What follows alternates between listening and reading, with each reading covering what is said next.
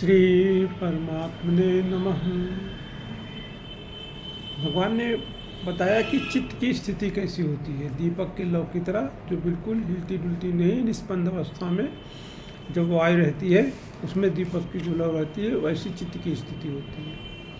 अब जिस अवस्था में पूर्णता प्राप्त होती है उस अवस्था का भगवान वर्णन कर रहे हैं कि योग का सेवन करने से जिस अवस्था में निरुद्ध चित्त उपराम हो जाता है तथा जिस अवस्था में स्वयं अपने आप से अपने आप को देखता हुआ अपने आप में ही संतुष्ट हो जाता है। निरुद्ध चित्त उपराम हो जाता है और अपने आप से अपने आप को देखता हुआ अपने आप में ही संतुष्ट रहता है। ध्यान योग में पहले मन को केवल स्वरूप में ही लगाना है, ये धारणा होती है।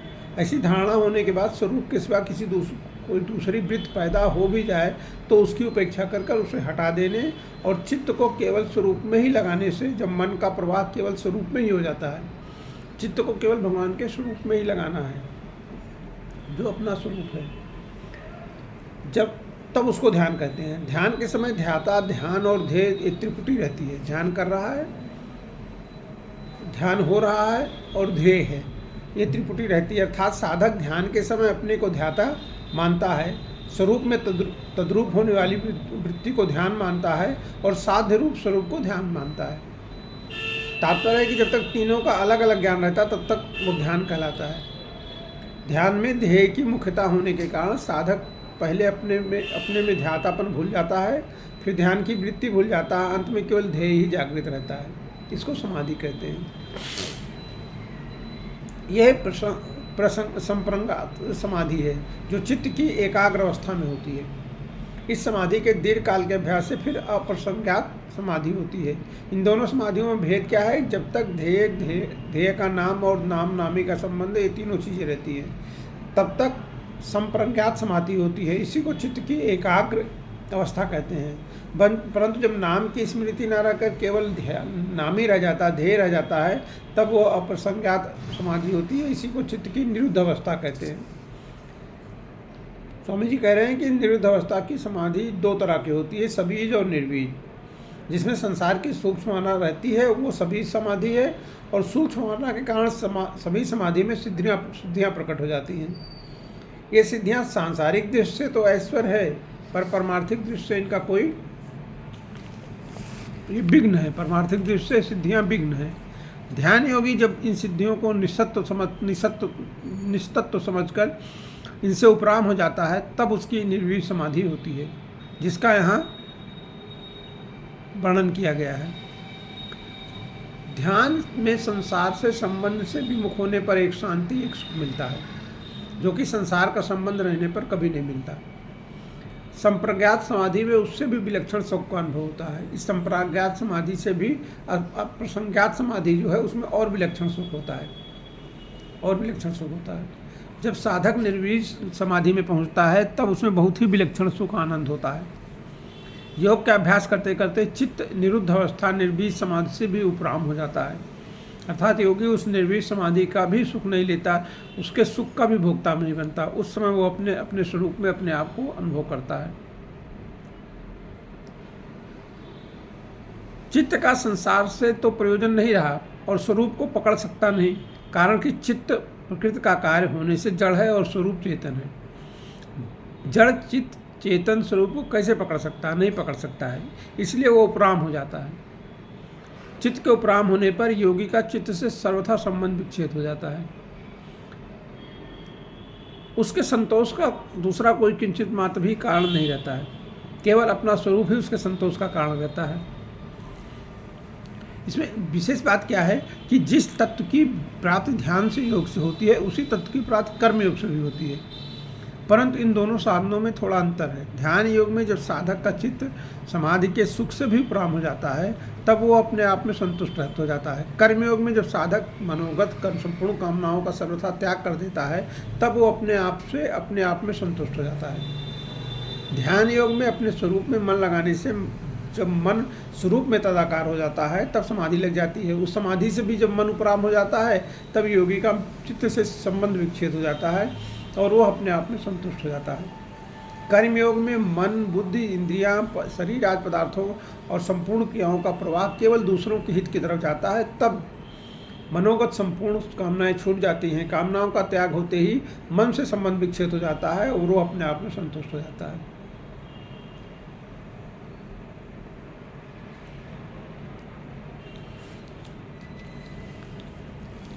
अभी भगवान ने कहा कि ध्यान योगी अपने आप से अपने आप में ही संतोष का अनुभव करता है। अब उसके बाद क्या होता है वो भगवान कह रहे हैं। भगवान कह रहे हैं, सब भगवान ध्यान योग की बातें बता रहे हैं कि ध्यान योग में क्या होगा। जो सुख आत्यांतिक, अतीन्द्रिय और बुद्धिग्राह्य है, उस सुख का जिस अवस्था में अनुभव करता है और जिस स्थिति में स्थित हुआ, उस ये ध्यान योगी तत्व से फिर कभी विचलित नहीं होता है। भगवान कह रहे हैं कि जो सुख आत्यांतिक, अतीन्द्रिय और बुद्धिग्राह्य है, उस सुख का जिस अवस्था में अनुभव करता है और जिस सुख में स्थित हुआ यह योगी तत्व से फिर कभी विचलित नहीं होता, फिर उससे कभी विचलित नहीं होता है। एक बार मतलब हो गया तो फिर हो गया, फिर उसके बाद उसको विचलित उससे नहीं होता है। स्वामी जी कह रहे हैं कि स्वरूप का अनुभव होने पर ध्यान योगी को उस अविनाशी अखंड सुख की अनुभूति हो जाती है, जो आत्यांतिक अर्थात सात्विक सुख से भी विलक्षण है, अतीन्द्रिय है अर्थात राजस सुख से भी विलक्षण है और बुद्धिग्राह्य अर्थात तामसिक सुख से भी विलक्षण है। कह रहे हैं कि भाई अविनाशी सुख को बुद्धिग्राह्य कहने का तात्पर्य नहीं है कि वो बुद्धि की पकड़ में आने वाला है, कारण कि बुद्ध तो प्रकृति है और प्रकृति से अतीत सुख को नहीं पकड़ सकते हैं। इसलिए अविनाशी सुख को बुद्धिग्राह्य कहने का तात्पर्य उस सुख को तामस सुख से विलक्षण बतलाने में ही है।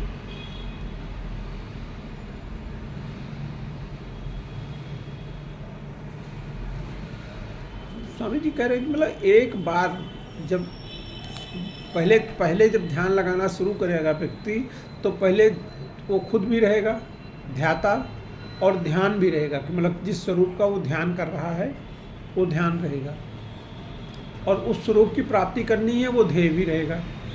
लेकिन धीरे धीरे क्या होगा कि वो जो है ध्याता का भान छूट जाएगा, अपने होने का भान छूट जाएगा, केवल वो स्वरूप ही रह जाएगा, ध्यान ही रह जाएगा। मैं ध्यान कर रहा हूँ, पहले क्या होगा, मैं ध्यान कर रहा हूँ, किसका ध्यान कर रहा हूँ, स्वरूप का ध्यान कर रहा हूँ। प्राप्ति क्या है कि ध्येय की मतलब उस स्वरूप को प्राप्त कर लेना है। फिर क्या होगा कि ध्याता का मैं ध्यान कर रहा हूँ ये बात छूट जाएगी, केवल ध्यान रह जाएगा, मैं नहीं रह जाएगा। और फिर धीरे धीरे क्या होगा कि ध्यान भी छूट जाएगा और वो स्वरूप में ही स्थित हो जाएगा।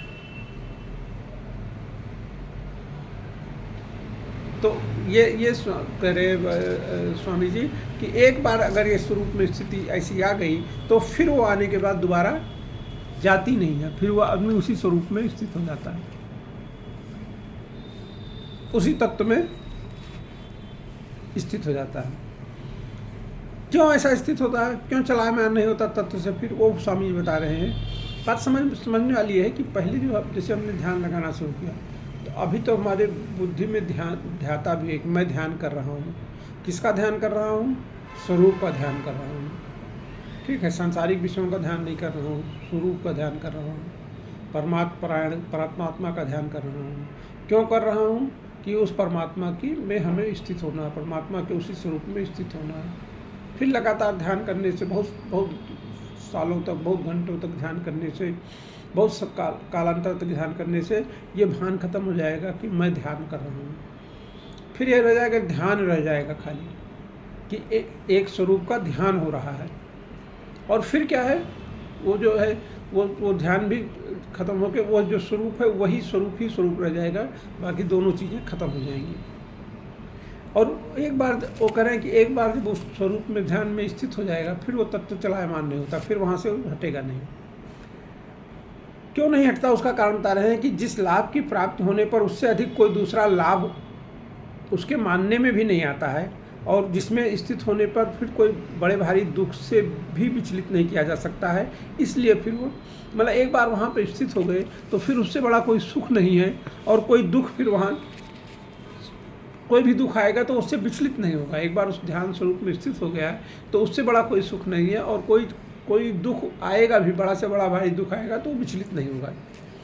मनुष्य को जो सुख प्राप्त है उससे अधिक सुख दिखता है तब उसके लोभ में आकर वो चला जाता है। अगर किसी को 1 घंटे के 100 रुपये मिलते हैं, अगर उतने ही समय उसको 1000 मिलने लगे तो वो दूसरी जगह चला जाएगा। लेकिन जब एक बार ध्यान का सुख हो गया तो मतलब फिर उस सुख से बड़ा कोई सुख नहीं है, और कोई भी दुख आएगा तो वो उसको विचलित नहीं कर पाएगा ध्यान में स्थित व्यक्ति को। फिर आगे भगवान कह रहे हैं कि जिस सुख की प्राप्ति होने पर उससे अधिक लाभ की संभावना नहीं रहती, और जिसमें स्थित होने पर बड़े भारी दुख भी विचलित नहीं करता, ऐसे सुख की प्राप्ति के लिए भगवान प्रेरणा कर रहे हैं। भगवान उससे आगे बढ़ के उससे प्रेरणा कर रहे हैं। क्या प्रेरणा कर रहे हैं भगवान? कह रहे हैं कि जिसमें दुखों के संयोग का ही वियोग है उसी को योग नाम से जानना चाहिए। दुखों के संयोग का वियोग है, मतलब दुखों का संयोग ही नहीं होगा। वो योग जिस ध्यान योग का लक्ष्य है, उस ध्यान योग का अभ्यास ना उकताए हुए चित्त से निश्चय पूर्वक करना चाहिए। भगवान प्रेरणा कर रहे हैं। इसको अपने थोड़ा विस्तार से इसमें स्वामी जी ने लिखा हुआ है, तो इसका हम लोग थोड़ा विस्तार से इसकी चर्चा करते हैं। कहते हैं जिसके साथ हमारा संबंध है नहीं, हुआ नहीं, होगा नहीं, होना संभव ही नहीं है, ऐसे दुख रूप संसार शरीर के साथ संबंध मान लिया, ये दुख संयोग है। जो हमारा स्वरूप है सच्चिदानंद स्वरूप, उसका जो है संसार के साथ संबंध हुआ नहीं, हो नहीं सकता है, न पहले था, न अभी है, न कभी हो सकता है, और लेकिन हमने इस संसार शरीर के साथ संबंध मान लिया, इसलिए ये दुख संयोग है। यह दुख संयोग योग नहीं है। अगर ये योग होता, अर्थात संसार के साथ हमारा नित्य संबंध होता, नित्य संबंध नहीं है, माना हुआ संबंध है। इसलिए अगर योग होता तो नित्य संबंध होता, फिर इससे मुक्ति मिलने का सवाल ही नहीं होता। लेकिन ये माना हुआ संबंध है। अगर ये योग होता अर्थात नित्य संबंध, तो इस संयोग का कभी वियोग ही नहीं होता, परंतु बोध होने पर इसका वियोग होता है, हो जाता है। इससे सिद्ध होता है कि दुख संयोग केवल हमारा माना हुआ है, हमारा बनाया हुआ, स्वाभाविक नहीं है। इसे कितनी ही दृढ़ता से संयोग मान लें, कितने ही लंबे काल तक संयोग मान लें, तो भी इसका संयोग कभी हो नहीं सकता है, माना हुआ है खाली। अतः हम इस माने हुए आगंतुक सुख दुख संयोग का वियोग कर सकते हैं, इस माने हुए सुख दुख संयोग से हट सकते हैं। इस दुख संयोग का वियोग करते ही स्वाभाविक योग की प्राप्ति हो जाती है। इस दुख संयोग से जैसे वियोग होगा, स्वाभाविक योग की प्राप्ति हो जाएगी। अर्थात स्वरूप के साथ जो हमारा नित्य योग है उसकी हमें अनुभूत हो जाती है। स्वरूप के साथ नित्य योग को ही योग समझना चाहिए। स्वामी जी कह रहे हैं कि यहाँ दुख रूप संसार के साथ सर्वथा वियोग को योग कहा गया है। इससे ये असर पड़ता है कि अपने स्वरूप के साथ हमारा पहले हमारा वियोग था, वियोग हो गया, लेकिन ऐसी बात नहीं है। स्वरूप के साथ हमारा नित्य योग है, लेकिन हमने अपने संसार के साथ योग मान लिया, इसलिए दुख संयोग हो गया। दुख रूप संसार के संयोग का तो आरंभ होता है, अंत होता है, तो संयोग काल में भी संयोग का आरंभ और अंत होता है, परंतु इस नित्य योग का कभी आरंभ नहीं होता, कभी अंत नहीं होता है। ये कोई योग नहीं है, तो क्योंकि स्मृति नष्ट हो गई है ना, मोह जो है, मोह के कारण स्मृति जो है नष्ट हो गई है। तो अब जब मोह नष्ट हो जाएगा तो स्मृति का ज्ञान हो जाएगा, तो हमको पता चल जाएगा कि ये हमारा स्वरूप है ही नहीं है।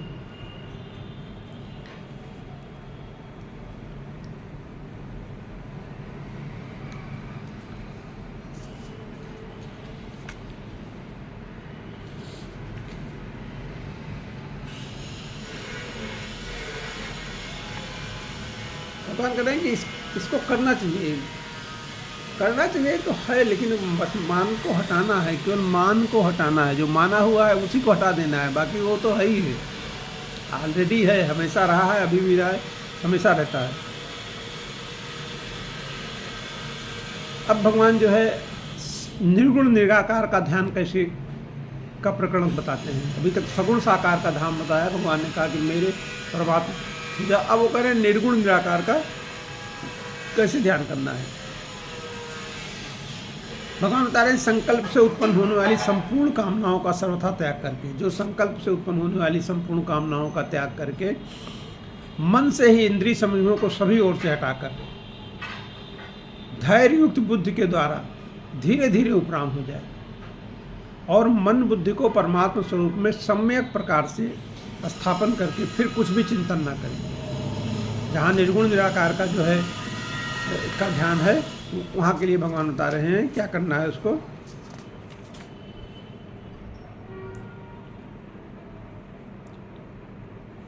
उसके लिए भगवान कह रहे हैं कि संकल्प से होने वाली जो कामनाएं, संपूर्ण कामनाओं का सर्वथा त्याग करके मन से ही इंद्रिय समूह को सभी ओर से हटाकर धैर्य युक्त बुद्धि के द्वारा संसार से धीरे धीरे उपराम हो जाए और मन बुद्धि को परमात्म स्वरूप में सम्यक प्रकार से स्थापन करके फिर कुछ भी चिंतन न करे।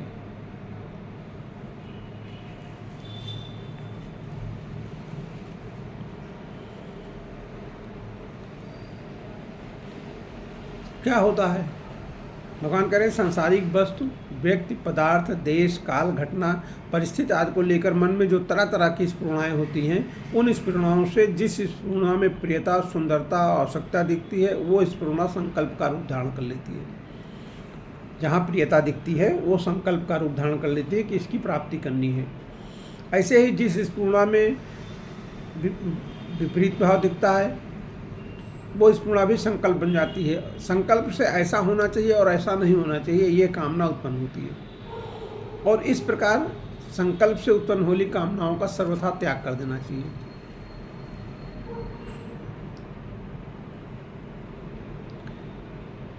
मतलब कोई भी और किसी भी तरह की कामना नहीं रहनी चाहिए।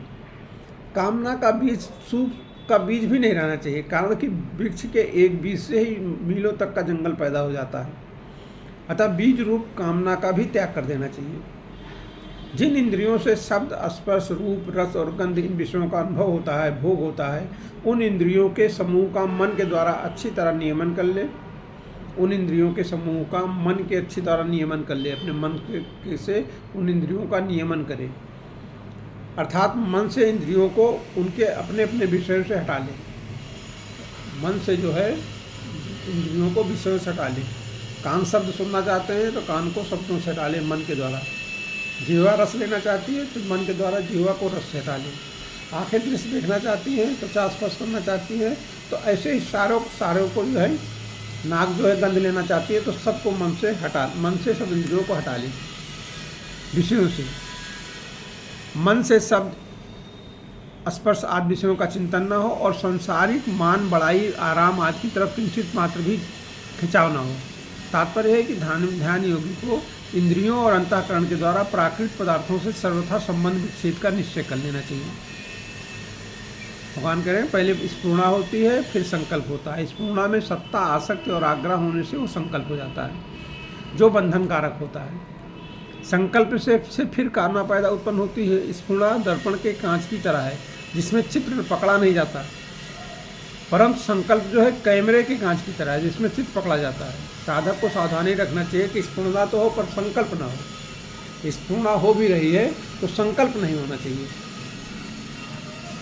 फिर कह रहे हैं भगवान की धैर्य युक्त के बुद्धि के द्वारा संसार से धीरे धीरे उपराम हो जाए और मन बुद्धि को परमात्मा स्वरूप में सम्यक प्रकार से स्थापन करके फिर कुछ भी चिंतन न करें। ध्यान करते करते प्राय साधकों को उकताहट होती है, निराशा होती है कि ध्यान लगाते, विचार करते समय इतने दिन हो गए पर तत्व प्राप्ति नहीं हुई, अब क्या होगा, कैसे होगा। इस बात को लेकर भगवान ध्यान योग के साधक को सावधान करते हैं कि उसको ध्यान योग का अभ्यास करते हुए सिद्धि प्राप्त न हो तो भी उकताना नहीं चाहिए, परंतु धैर्य रखना चाहिए। जैसे सिद्धि प्राप्त होने पर, सफलता प्राप्त होने पर धैर्य रहता है, विफलता प्राप्त होने पर भी वैसा ही धैर्य रखना चाहिए। वर्ष के वर्ष बीत जाए, शरीर चला जाए तो भी परवाह नहीं, पर तत्व को तो प्राप्त करना ही है, कारण कि इससे बढ़कर कोई दूसरा काम है ही नहीं। इसलिए इसको समाप्त करके आगे क्या काम करना है, यदि इससे भी बढ़कर कोई काम है तो उसको छोड़ो और इस काम को अभी करो। केवल ध्यान के ही काम को करो, दूसरा कोई काम करना नहीं, उसका कोई मतलब नहीं, कोई फायदा नहीं। इस प्रकार बुद्धि को बस में कर ले, अर्थात बुद्धि में मान, बड़ाई, आराम आदि को लेकर जो संसार का महत्व पड़ा उस महत्व को हटा दे। तात्पर्य है कि पूर्व श्लोक में जिन विषयों का त्याग करने के लिए कहा गया है, धैर्य युक्त बुद्धि से उन विषयों से उपराम हो जाए। बुद्धि में पहले धैर्य लाना पड़ेगा ना, कि नहीं इन विषयों से जो प्राप्ति होगी वो जो है परमानेंट प्राप्ति नहीं है, इसलिए उसको नहीं चाहिए। उपराम होने में जल्दबाजी न करें, किंतु धीरे धीरे उपेक्षा करते करते विषयों से उदासीन हो जाए और उदासीन होने पर उनसे बिल्कुल ही उपराम हो जाए। कामनाओं का त्याग और मन से इंद्रिय समूहों का संयमन करने के बाद भी यहाँ जो उपराम होने की बात बताई गई कही जा रही है, उसका तात्पर्य है कि किसी त्याज वस्तु का त्याग करने पर भी उस त्याज वस्तु के साथ आंशिक द्वेष का भाव रह जाता है। उस द्वेष भाव को हटाने के लिए यहाँ उपराम होने की बात कही गई है कि मतलब कोई द्वेष भाव नहीं रखे कि हमने त्याग इस सब का त्याग कर दिया है। तो त्याग करने से अपना जो एक मतलब होता है ना कि द्वेष भाव से त्याग कर दिया कि नहीं अच्छा नहीं है, वो बात भी खत्म हो जानी चाहिए। यहाँ उपराम होने की बात इसलिए कही गई कि परमात्मा तत्व मन के कब्जे में नहीं आता, क्योंकि मन प्रकृति का कार्य है, तो प्रकृति से उस परमात्मा तत्व को पकड़ा नहीं जा सकता है। अर्थात परमात्मा का चिंतन करते करते मन परमात्मा को पकड़ ले, ये उसके हाथ की बात नहीं है। मन परमात्मा को नहीं पकड़ेगा। जिस परमात्मा की शक्ति से मन अपना कार्य करता है उसको मन कैसे पकड़ सकता है? परमात्मा की शक्ति से मन काम करता है। जैसे जिस सूर्य के प्रकाश से दीपक बिजली आदि प्रकाशित होते हैं, वह दीपक आदि सूर्य को कैसे प्रकाशित कर सकते हैं? मतलब मन जो है परमात्मा को नहीं पकड़ सकता।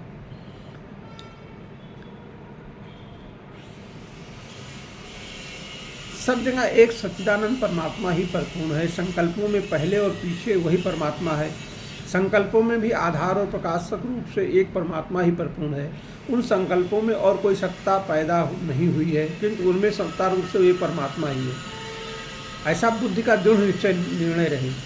मन में कोई तरंग पैदा हो भी जाए तो उस तरंग को परमात्मा का ही स्वरूप माने। ये बहुत बढ़िया बात कही भगवान ने, स्वामी जी ने, कि मन में कोई तरंग आ भी जाए तो उस तरंग को, मन में कोई विचार आ भी जाए तो उस विचार को परमात्मा का ही स्वरूप माने कि ये परमात्मा का ही स्वरूप है। दूसरा भाव यह है कि परमात्मा देश काल वस्तु व्यक्ति घटना परिस्थिति आज सब में परिपूर्ण है।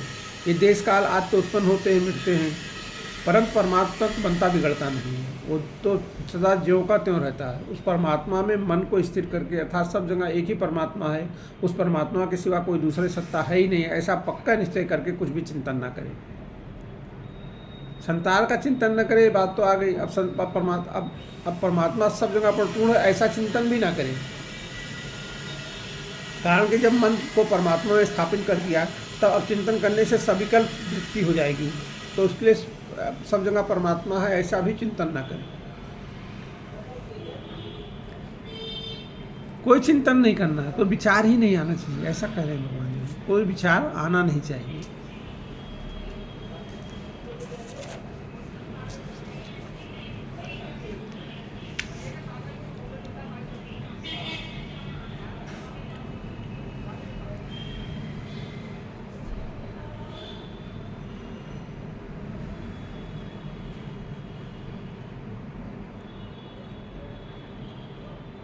एक थोड़ी चर्चा करते हैं। भगवान स्वामी जी ने इसको बहुत अच्छे में कहा है, तो इसके अपनी थोड़ी इसकी चर्चा करते हैं। स्वामी जी कह रहे हैं कि ध्यान योग के दो प्रकार होते हैं, एक मन को एकाग्र करना और दूसरा विवेक पूर्वक मन से संबंध विच्छेद करना। विवेक पूर्वक संबंध विच्छेद से तत्काल मुक्ति होती है। संसार में कितना पाप पुण्य होता है पर उसके साथ हमारा संबंध है ही नहीं। ऐसे ही शरीर इंद्रियां मन बुद्धि के साथ भी हमारा संबंध नहीं है। इसी को उपरति कहते हैं। चिंतन करने की वृत्ति से भी संबंध नहीं रहना चाहिए। मतलब जो चिंतन करने की वृत्ति है उससे भी संबंध नहीं रहना चाहिए।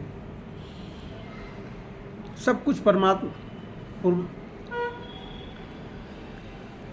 संपूर्ण देश काल क्रिया वस्तु व्यक्ति परिस्थिति घटना आज में एक ही परमात्मा तत्व सत्ता रूप से ज्यों का त्यों परिपूर्ण है। देश काल आदि का तो अभाव है पर परमात्मा तत्व का नित्य भाव है। इस प्रकार साधक पहले मन बुद्धि से निश्चय कर ले कि परमात्मा तत्व है, फिर इस निश्चय को भी छोड़ दे और चुप हो जाए, अर्थात कुछ भी चिंतन न करे। पहले निश्चय कर ले कि हाँ परमात्मा तत्व है, फिर सब चिंतन को छोड़ दे। आत्मा का, अनात्मा का, परमात्मा का, संसार का, संयोग का, वियोग का कुछ भी चिंतन न करे। कुछ भी चिंतन करेगा तो संसार आ ही जाएगा। कारण कि कुछ भी चिंतन करने से चित्त साथ में रहेगा। कारण साथ में रहेगा तो संसार का त्याग नहीं होगा, क्योंकि कारण भी संसार ही है। संसार ही तो कारण है और संसार ही कारण है चिंतन का। कह रहे हैं इसलिए करण से संबंध विच्छेद है, क्योंकि जब करण साथ में नहीं रहेगा तभी असली ध्यान होगा। सूक्ष्म से सूक्ष्म चिंतन करने पर भी वृत्ति रहती है, वृत्ति का अभाव नहीं होता है। परंतु कुछ भी चिंतन करने का भाव न रहने से वृत्ति स्वतः शांत हो जाती है। अतः साधक को चिंतन की सर्वथा उपेक्षा करनी चाहिए। जैसे जल के स्थिर होने पर उसमें मिली हुई मिट्टी धीरे धीरे नीचे बैठ जाती है, ऐसे ही चुप रहने पर सब विकार धीरे धीरे शांत हो जाते हैं। अहम गल जाता है और वास्तविक तत्व का अनुभव हो जाता है। यहाँ वृत्त का अभाव करने में ही जो है धीरे धीरे कहा गया है। धीरे धीरे कहने के बाद है जबरदस्ती ना करें, जल्दबाजी ना करें, क्योंकि जन्म जन्मांतर के संस्कार जल्दबाजी से नहीं मिटते हैं। जल्दबाजी चंचलता को स्थिर स्थायी करने वाली है, पर धीरे धीरे चंचलता का नाश करने वाली है। प्रकृति के नियम, प्रकृति के संबंध के बिना तत्व का चिंतन मनन आज हो नहीं सकता है। कैसे करेंगे? प्रकृति का संबंध तो चाहिए ही। अतः साधक तत्व का चिंतन करेगा तो चित्त साथ में रहेगा, मनन करेगा मन साथ में रहेगा, निश्चय करेगा तो बुद्धि साथ में रहेगी, दर्शन करेगा तो दृष्टि साथ में रहेगी, श्रवण करेगा तो श्रवणेंद्रिय साथ में रहेगी, कथन करेगा तो वाणी साथ में रहेगी। ऐसे ही है को मानना तो मान्यता तथा मानने वाला रह जाएगा, और नहीं का निषेध करना है तो निषेध करने वाला रह जाएगा। कर्तृत्व अभिमान का त्याग करेगा तो मैं करता नहीं हूँ, ये सूक्ष्म अहंकार रह जाएगा। अर्थात त्याग करने से त्याग वस्तु और त्यागी रह जाएगा। इसलिए साधक उपराम हो जाए, अर्थात ना मान्यता करे, न निषेध करे, न ग्रहण करे, न त्याग करे, प्रत्युत स्वतः सिद्ध स्वाभाविक तत्व को स्वीकार करे और भीतर बाहर से चुप हो जाए। मेरे को चुप होना है ये आग्रह भी ना रखे, नहीं तो कृतित्व आ जाएगा, क्योंकि चुप स्वतः सिद्ध है। साधक मैं तू यह वह इन चारों को छोड़ दे तो एक है रह जाता है, मैं तू यह वो इन चारों को छोड़ दे। उस स्वतः सिद्ध है को स्वीकार कर ले और अपनी ओर से कुछ भी चिंता ना करे। यदि अपने आप चिंतन आ जाए तो उससे न राग करे, न द्वेष करे, न राजी हो, न नाराज हो, न उसको अच्छा माने, न बुरा माने, न अपने में माने। चिंतन करना नहीं है, पर चिंतन हो जाए तो उसका कोई दोष नहीं है। अपने आप हवा बहती है, सर्दी गर्मी आती है, वर्षा आती है, उसका हमें कोई दोष नहीं लगता, क्योंकि उसके साथ हमारा कोई संबंध ही नहीं है। दोष तो जड़ता से संबंध जोड़ने से लगता है। अतः चिंतन हो जाए तो उसकी उपेक्षा करें, उसके साथ अपने को मिलाए नहीं। अर्थात ऐसा ना माने कि मैं चिंतन करता हूँ, चिंतन मेरे में होता है, चिंतन मन में होता है और मन के साथ मेरा कोई संबंध नहीं है।